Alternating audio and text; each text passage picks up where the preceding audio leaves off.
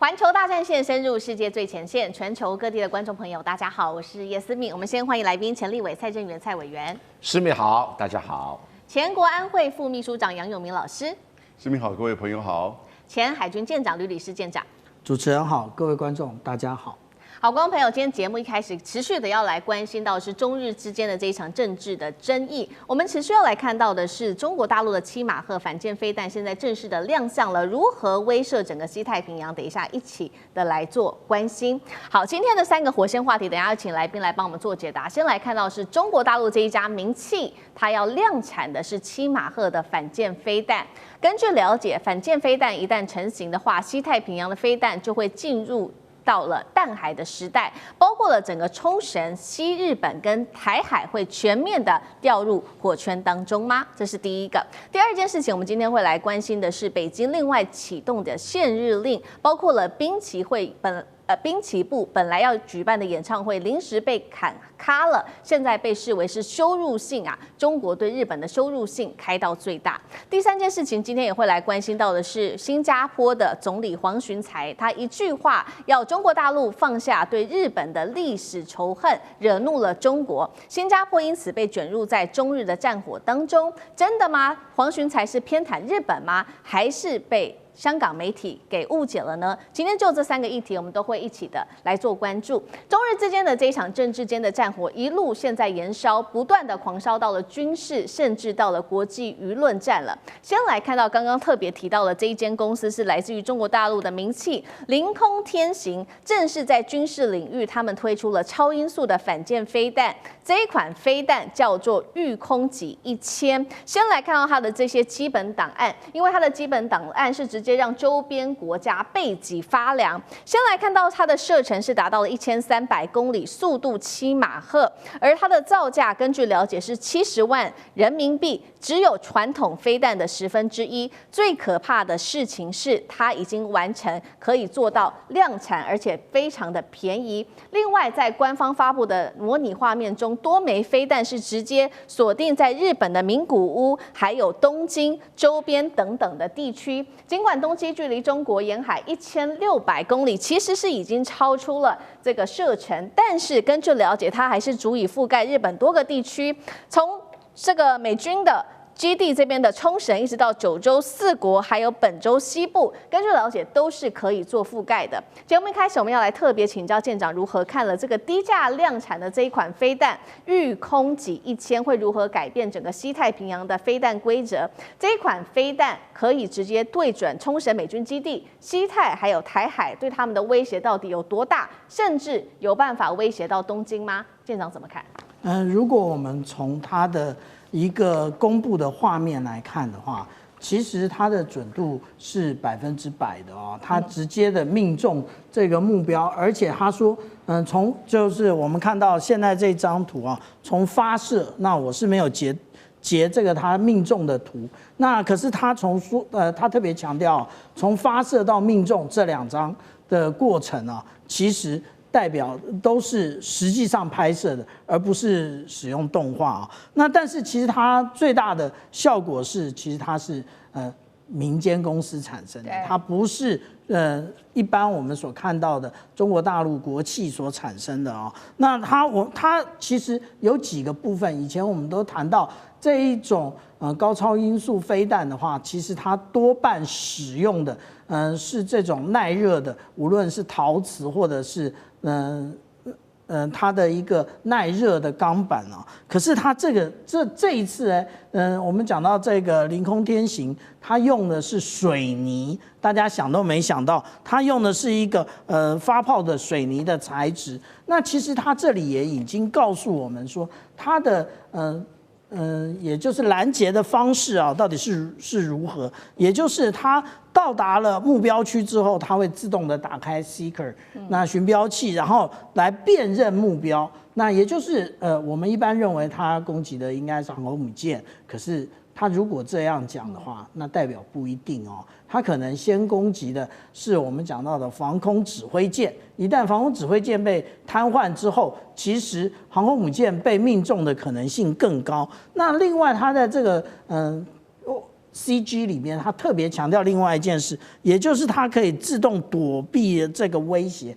也就是说，它是如何测得说这一个航空母舰打击群它的一个征收范围，这又是另外一个部分了。那它为什么可以造价只是过去这一些飞弹的1/10呢？因为它用的都不是我们一般所用的军规的商品，例如说他讲说，他使用汽车用的这些缆线来取代航天级的这个缆线。那另外呢，他使用工业的标准的一个料件，例如说各种的螺丝啊，然后来取代航天的这个部分啊。也就是如果我们来看到这个很类似的一个产品，像东风17啊。因为我们刚刚看到它前面就是一个乘波体的一个构型，那这是我们看到的东风17。那东风17它的射程可比这个远得多，也就是它的射程在1800公里到2500公里之间。那这一个也就是同样的，我们刚刚讲到的日本的各个的一个从北海道南到这个与那国，其实通通都是范围之内啊。是，而且它为什么我们刚刚讲到说这一个御空级1000它会有如此的想象，也就是说，其实它采用了非常多这个军用的思维，但是不是军规的产品啊。那它在整个结束之后，它还有彩蛋啊，彩蛋就是刚刚主持人讲到的，也就是它其实暗示着它这款飞弹其实对于有关于冲绳、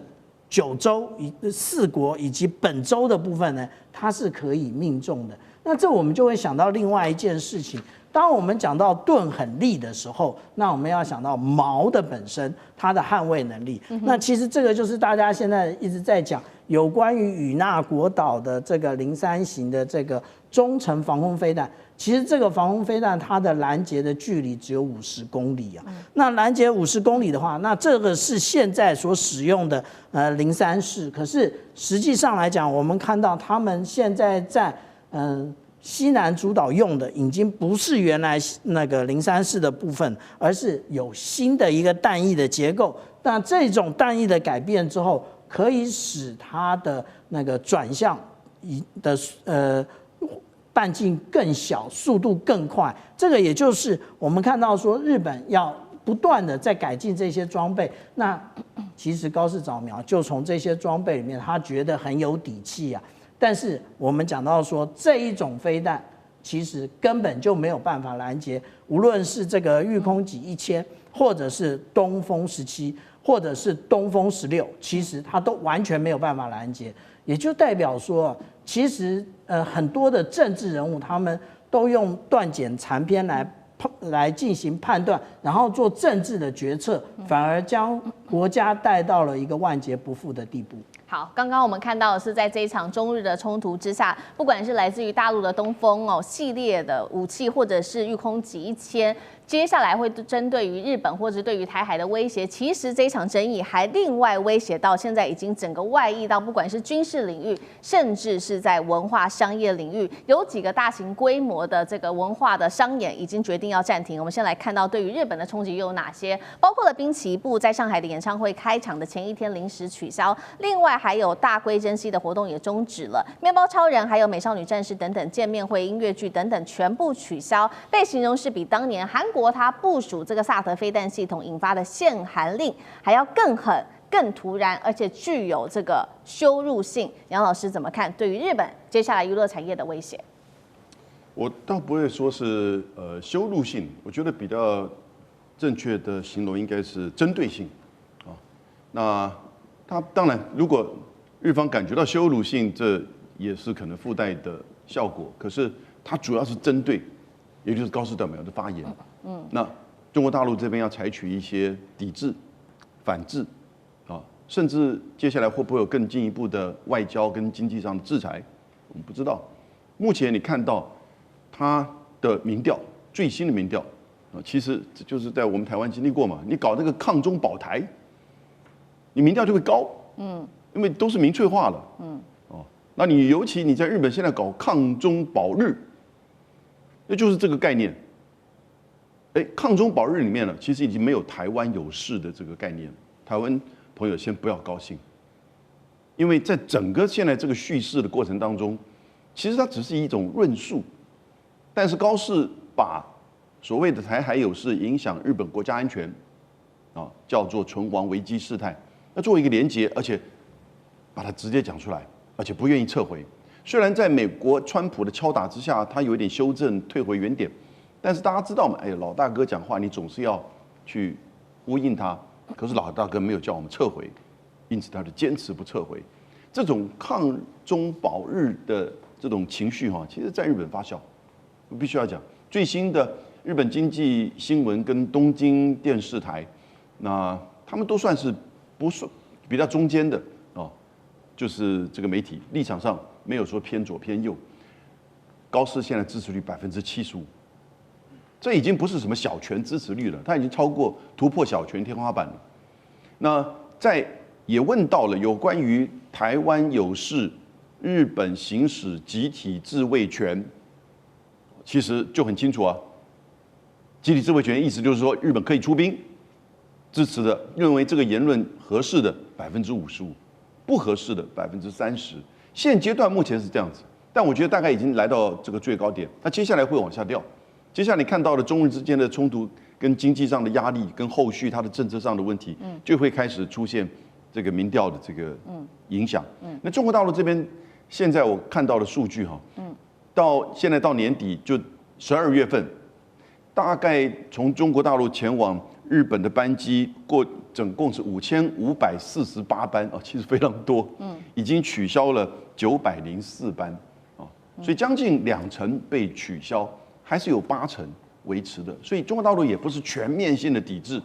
那像是旅游比较大的影响的这些都市就取消。那因为这904班里面，其实大部分前往大阪、东京，所以大阪这边大概团客取消掉50%，这会有冲击。如果持续下去，真的会有冲击。也就是说，日本人可以说你不来，别人可以来，但是这个影响还是会出现的，尤其后面的消费那差别更大。所以就是你现在看到，你用外交还是经济上的，还是要用民间的。那我觉得滨崎步他这个没有观众表演到位，这个其实大陆不管是我觉得北京方面跟大陆各方面都看到了，也就会尊敬说有一些日本艺人的这个敬业度，以及很多的日本人，像石破茂，从头到尾每天都在批高市，所以还是有相当多日本人是看得懂，看得清，那也不希望说中日之间走向一直的这种冲突，所以最后就回到高市了。那高市他会不会退？我觉得短时间他不会撤回这个发言，但是不要忘记，明年一整年中美关系会是比较稳定，所以呢，日本可能最后还是要面对这个问题，要不然来自于美国压力。要不然就高市面对到中日之间的民间或经济上的压力，他最后我觉得还是会有一个动作出来。是好，一方面高市接下来可能会面对来自于美国的压力，另外一方面刚刚说，虽然说现在中国大陆限日令等等会有一些经济上面的冲突，看起来不是太大，但是接下来恐怕对于日本本来 GDP 成长就已经比较小，可能会陷入负成长，是否又对高市带来另外一波的压力？这个我们要持续的来做观察。不过另外就是有比较奇怪的事情是，大家现在在看，就是说新加坡，政治上过去立场不是都一向比较中立吗？为什么在这个时候要说出这些话？因为新加坡的总理黄循财在近期他在这个彭博创新的经济论坛谈到中日关系，他竟然说呢，他说我们已经放下了历史并向前走，东南亚国家已经跟日本可以做到这一点了。虽然说花了一些时间，希望中日你们也能够找到方法前进。这一番话似乎暗示中国还是你自己得放下历史成见。话一出引发了大陆网友非常的不满，有人形容他好像是吃了苍蝇一样恶心的强烈反感的感受，批评黄循财根本偏袒日方。另外有一篇文章，这个叫做《新加坡为何敢干涉中日的争端》，直接就登上了中国大陆的网站的热搜。那当然了，新加坡的这个《海峡时报》就帮黄循财做澄清，他说是部分香港媒体故意的曲解，刻意操弄情绪。真的是这样吗？黄循财是否真的偏袒日本，还是被香港媒体给误解了呢？委员怎么解读？我觉得是大陆的媒体偏袒黄循财。到现在为止，大陆的媒体、大陆的官方没有一句话说黄循财，提都不提，反而是大陆的民间跟网民对于黄循财大加痛批。其实这个新闻第一个时间出来的话，我就在媒体上大力批判他。为什么？就是不长眼睛，叫做白目，叫脑筋短路。这个话当然很难听啊！哦，一国总理被我说成这样子，我来跟大家解释一下为什么这样批判他哈。你说忘记2次大战的历史，然后这个要新加坡跟日本往前走，那好啊，新加坡14岁孩子念的中学教科书、历史教科书里面写得清清楚楚，2次大战1942年，日本占领新加坡，占领到1945年，短短的3年内干了什么事儿，教科书写得一清二楚。那你黄循财把这个教科取消啊？那个教科书不像台湾教科书哦，提都不提啊，写得很详细。循财兄，我念给你听。第一个叫肃清大屠杀，他把所有的当时新加坡人口只有50万人，注意到不是现在的人口，当时只有50万人，把所有的男人集中，他们叫检疫，一个个检查，来判断你是不是抗日分子。那你要忘掉过去，你们新加坡整天在教你们孩子这干什么？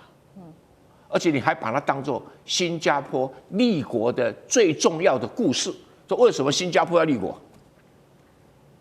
为什么新加坡要有军队？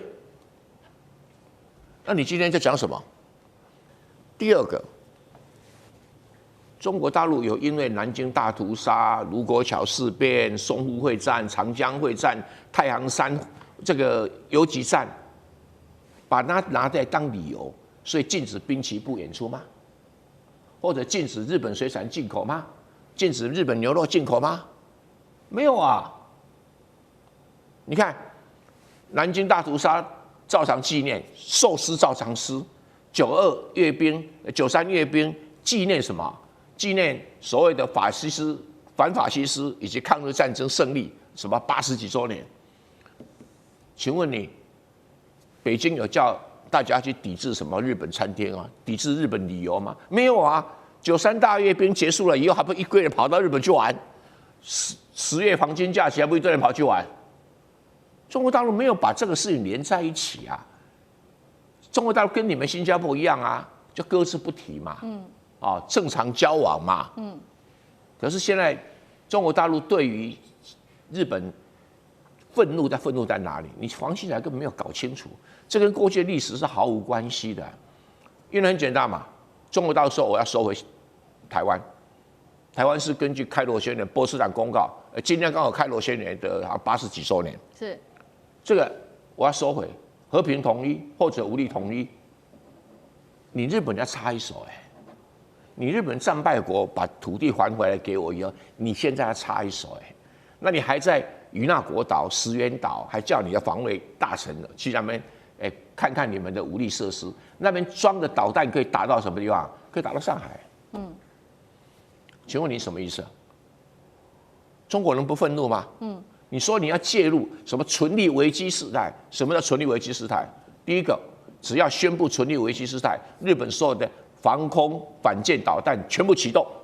第二个，它的神盾舰在横须贺、在佐世保的神盾舰跟驱逐舰全部出海，进入战斗状态。它的反潜机立刻在台湾海峡、在巴士海峡、在宫古海峡、在西太平洋布下反潜线。最后一个，封锁宫古海峡跟巴士海峡。请问你，这是你们自己写的啊？我没有冤枉你哦。存立危机事态，日本自卫队要干这个事情啊。那中国会怎么想？你该还我的东西，现在不还我还要插手啊？那是准备2次大战还没结束的样子嘛？是啊，所以敌国条款就出来了，联合国敌国条款就写这些事情啊。你战败国该履行的东西你不履行，我就有权利打你啊。那更扯的，其实我觉得中国反应还蛮温和的。你看这2天中国已经没有什么太大，高市长嘛只稍微退了一点点，中国那个反日气氛就开始下降了。我一点都不冤枉中国大陆你们日本把中国大陆逼到墙角，什么逼到墙角？你不是还在韩国啊？高市长们还跟习近平讲，我们要战略互惠。你用这种方式战略互惠那你不是整整打习近平跟中国一个大耳光吗？都还要我解释吗？那你黄奇来讲什么？你根本搞不清楚状况，你搞不清楚状况，堂堂一个新加坡总理，新加坡总理给人家的印象中非常精明，处理问题啊，像这个快刀斩乱麻，都很精准。你完全搞错了问题啊！那你新加坡海峡时报，那当然是新加坡政府控制的报纸嘛。你说批评香港，港媒批评你啊，或者台湾我们这几个人批评你啊，也不会伤到一毛。你现在还不承认错误，还叫海峡时报出来洗地，那当然香港的媒体更愤怒，可是大陆的媒体静悄悄的，静悄悄的。哎，大陆你好人不要做那种地步，好不好？好，谢谢委员。那我们休息一下，马上回来。地缘政治、内中之争、战略价值、强权崛起、小国生存，现在与未来洞悉事件